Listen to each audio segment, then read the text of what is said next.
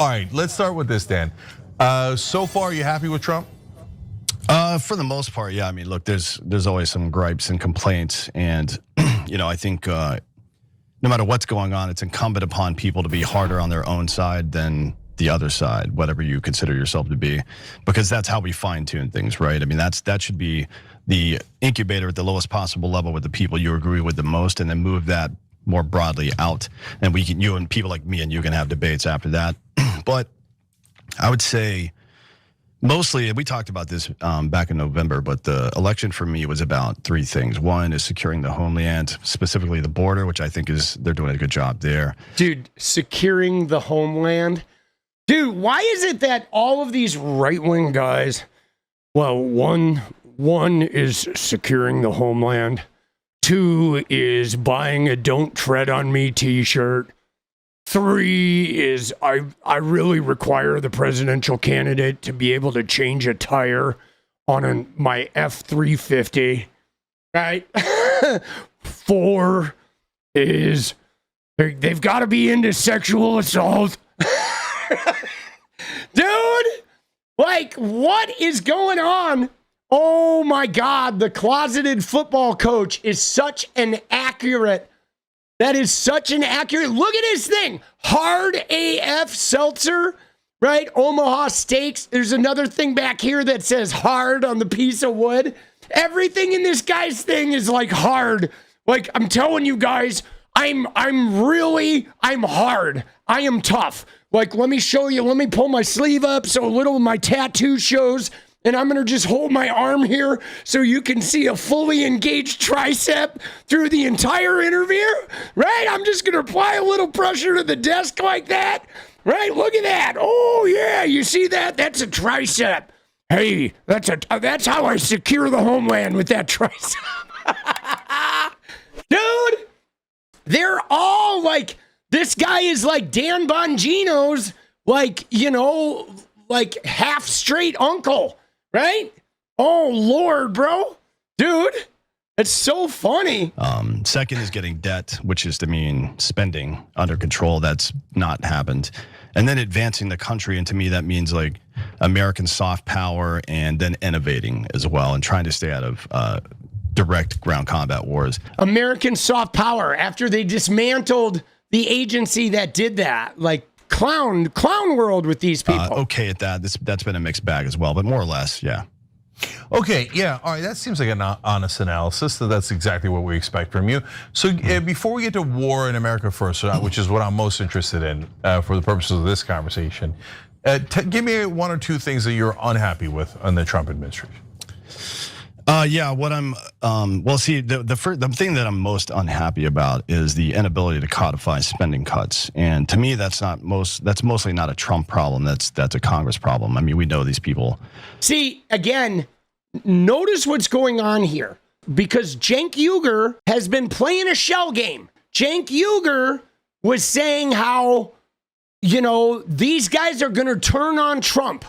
Okay, that's what his whole thing is. The war is going to make him turn on Trump. But look at the first thing this guy said when he said, okay, give us something about Trump you're really unhappy with. And the guy says, well, I'm unhappy with the lack of spending cuts, but that's not Trump.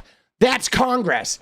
So you see what happens is all of these Trumpistan motherfuckers, every one of these Trumpies will always blame somebody else.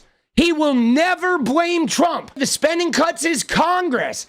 Oh, the wars are the neocons, right? They will always find somebody who is not Trump, because that is the rule of the MAGA, is you worship Trump and you're devoted to Trump. And then even if you're pissed at what he's doing, you find somebody else that is the fault for it. And he already did that.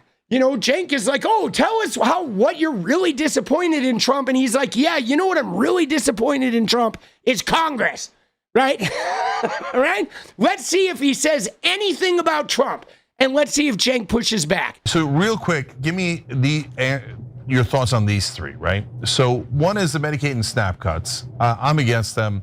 They're about 1.1 trillion, and we're also doing tax cut for People making above $500,000, that's also 1.1 trillion. So I take that as just taking it from the poor and giving to the rich. If you didn't give to the rich, then I say, okay, well, at least you're saving money, et cetera. So, but I'm curious what you think about that. And then Progressive Ro Khanna, he found like 12 trillion in cuts, but you'd have to cut the Pentagon. I'm curious what you think about that. And things like oil subsidies. We give away $17 billion every single year to the oil companies. So what's your take on those three? Well, I mean, it's complex, right? Obviously, all of these things are. As far as Medicaid and SNAP go, I think that we're, so this is my position. I think you and I will probably disagree with this, but I think it's the citizens' job to take care of each other, not the government. I don't trust government to do that. And see, dude, the citizens' job to take care of each other. What does that mean, Dan Holloway? Like, when I get sick, you're gonna write a check for my health care? They're fuck nuts. Or if I have a disabled kid or a disabled parent, you're gonna, like, I'm supposed to go knock on my neighbor's door and they're gonna take care of it? Like, the citizens' job to take care of each other, what does that even mean, bro? That is nonsense. Like, dude, that is some bullshit.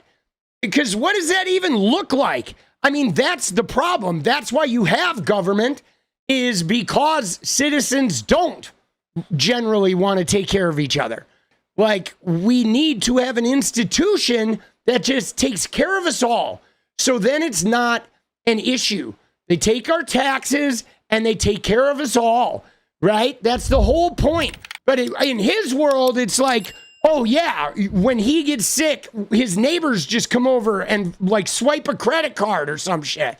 Like, what is he even talking about, man? And they've shown historically that they're not only incapable of doing it, but they hold the ability to do it over your head to extract more labor and wealth from the population. That to me is unacceptable. Now, people in general will get the government that they ask for, and by asking for, I mean, if you sit around, if you don't know your neighbor's name and don't talk to those people and go down there and help them, then you're going to get big government coming in trying to have these super wasteful Medicaid and SNAP benefits programs. Hold on, let's pause here, because Dan Holloway here is saying if you don't go take care of your neighbor, but dude, this guy's in the party that, like, if their neighbor's gay, they're going to burn down their goddamn house, right? If their neighbor's transgender, they're going to, like, genital check them at the bathroom.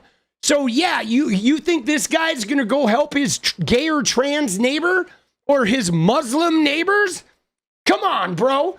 The guy from the party that literally plays identity politics in every facet, from every corner of their politics. It's, who are you? Are you white MAGA? Are you a Christian? No, fuck you. We're not going to help you. We're going to make you illegal. We're going to put you in a work camp. Oh, by the way, we're going to take care of our neighbors. We're going to talk about how, yeah, we got to take care of our neighbors. Dude, homie is like living in fantasy land. Like, bro, you think we forgot what party you are? We forgot that your patron saint is a guy who lies about schools sex changing your children? Like, come on, man.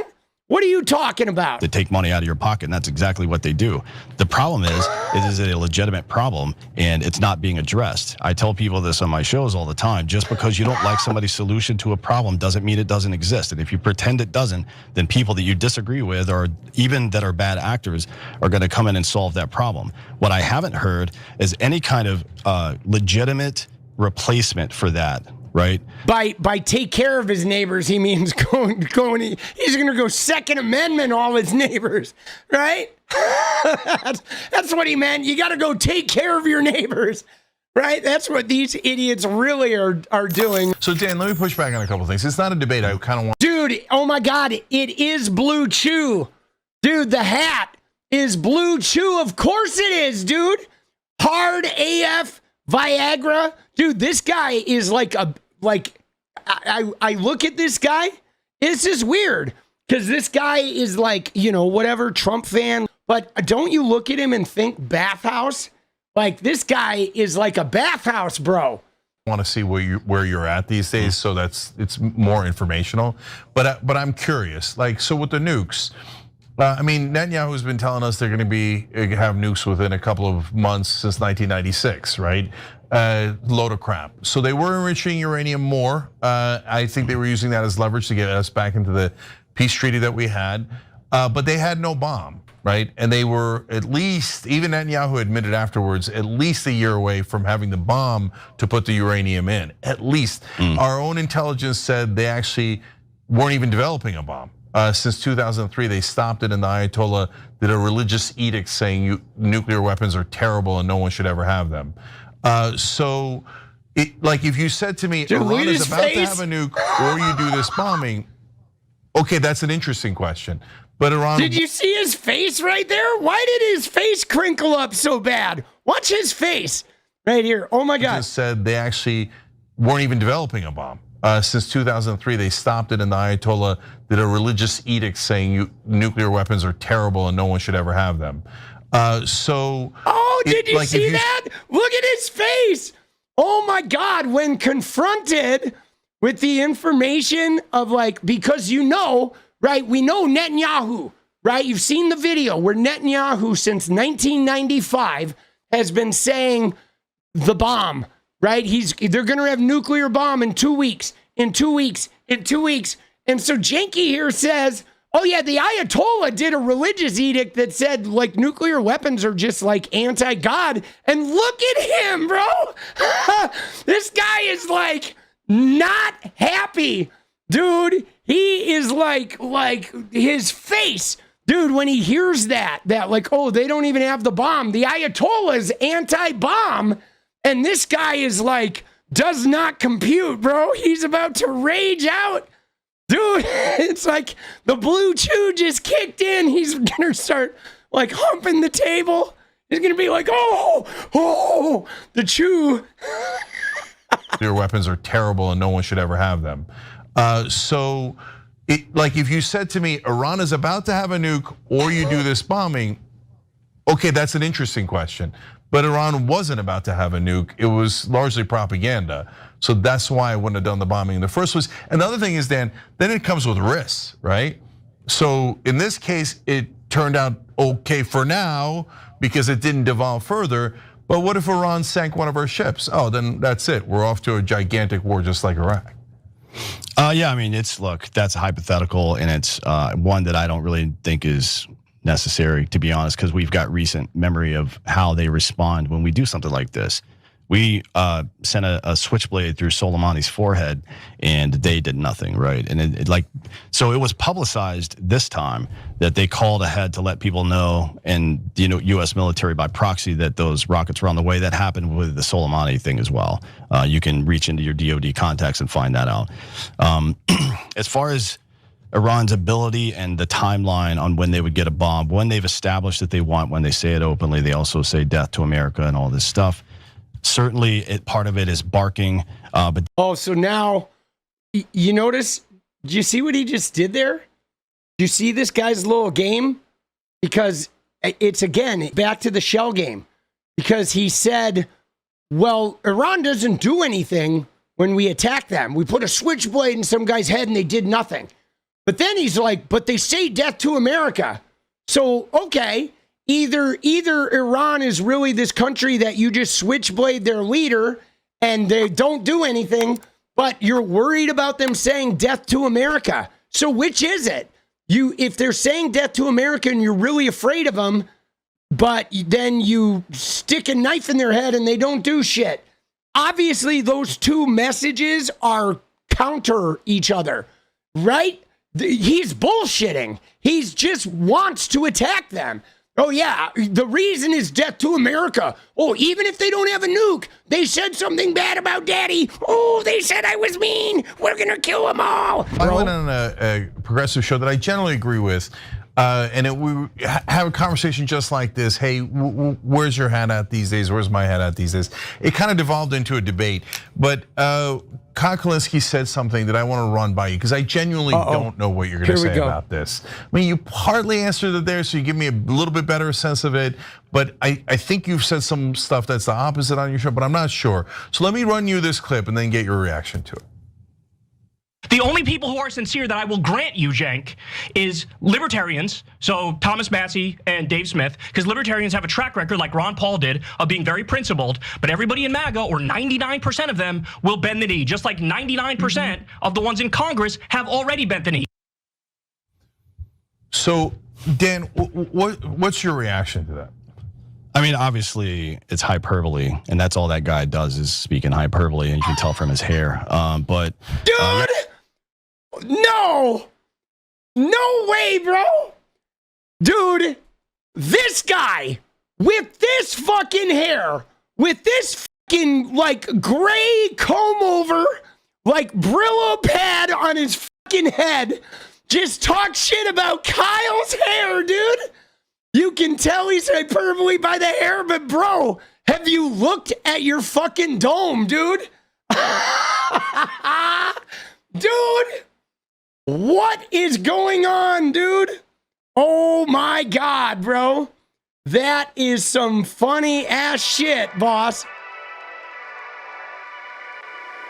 What is up, guys? Thank you so much for watching. You like the video, you want to support independent resistance media, you know what to do.